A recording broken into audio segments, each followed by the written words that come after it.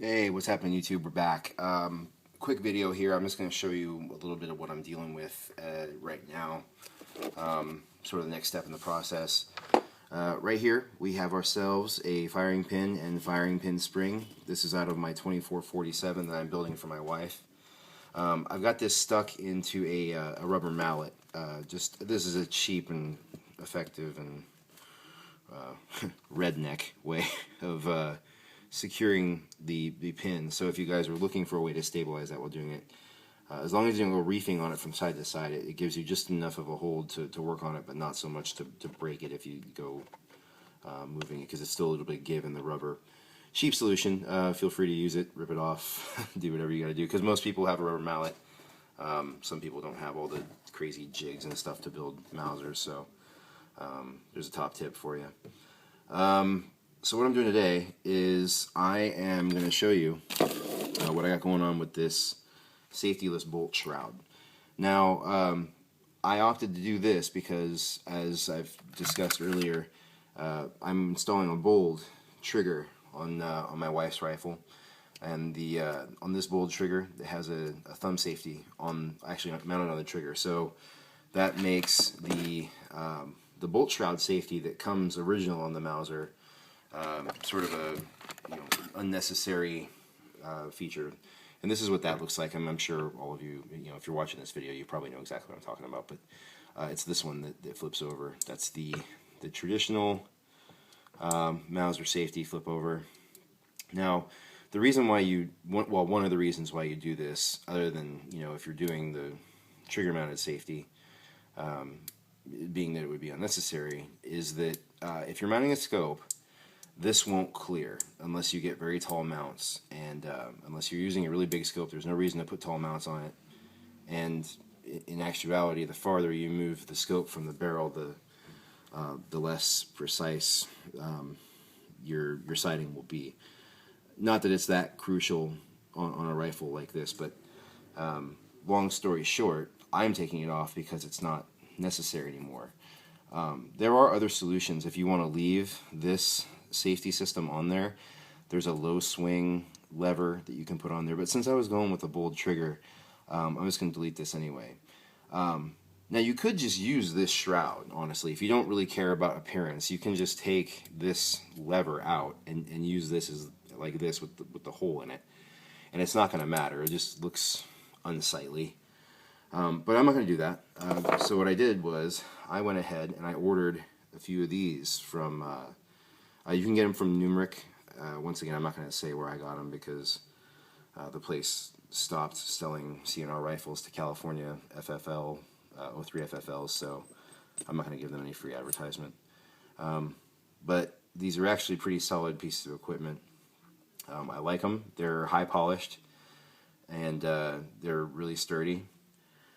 So, I bought it and ordered it, and when it showed up, I was getting ready to install it, and here's what I did. I went ahead and put it on there and was all psyched, and oh, guess what? It won't go. This, no matter which side you go on, no matter what you do, this is not going to go on there. And the reason being is because these pieces are originally made for a 98K Mauser. So if you were building a rifle like this off of something like a VZ24 or your regular 98K type Mausers, large ring, long action, this should just spin right on. I'm using a Yugo 2447, and as a result of that, that piece is not going to work as it is. Now I got these on sale, so I managed to get a couple of them. So we're gonna do this like cooking show style, and all I did was I took a sanding disc, a grinding wheel, like a drill powered grinding wheel. Actually, this one right here, and I ground this part out until it fit. And as you can see, I've already started to polish it back off. To get rid of the tooling marks, and for that I used some of this rouge the jeweler's rouge that they include with pretty much every Dremel kit, and it's been working pretty good. The only thing I'll say is if you look close, I wonder if the thing will allow you to see. You can still see some of the tooling marks.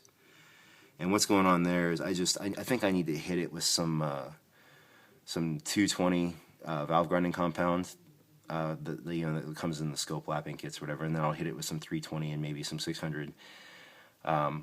Get it to a polish using that stuff, and then hit it with the Jeweler's Rouge. So, but as you can see, it's still got some tooling marks on it, but it still looks kind of shiny. And as you can tell, I wouldn't start polishing it, obviously, unless I knew that this was going to work, but voila, there you go.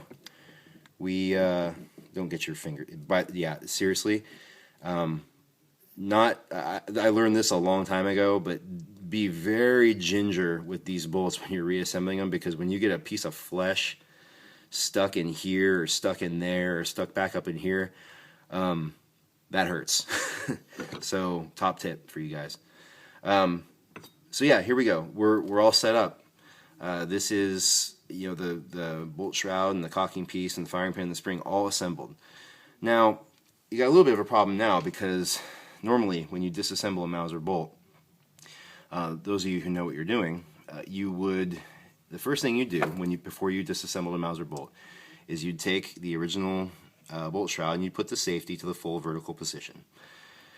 The reason why you do that is because it locks the firing pin back, and then you can just spin the bolt shroud and the firing pin and the firing pin spring off in one piece. Well, now since you've deleted this, what are you going to do? Well, that's when my friend Mr. Lincoln comes in. Say hi, Abe. There you go. Mr. Lincoln's going to help us do a little bit of bolt reassembly on a Mauser. And here's what you do. I think you can probably see where I'm going with this, but you wedge the penny underneath there. Now this is copper-plated zinc, very soft metal. You're not going to damage anything by sticking it in there. This is steel, steel, and steel. You're not going to hurt it. And you got the cocking piece up out of the bolt shroud. Now, very carefully, of course, whatever jig you're using to hold this, or if you're like me and being a redneck about it, you can use your rubber mallet. You're still holding this in place. You get your bolt, and this will just thread right back in there. Now you got to be careful not to knock that out while you're doing this. So keep your hand kind of spidered off the back. Like splay your fingers out so as to not hit the penny. And you just spin this into place. We're locked in. Get Mr. Lincoln out of there. Boom. There you go. One assembled, safety deleted M24 47 bolt. Here we are back with the action. And we're good. Thanks for watching.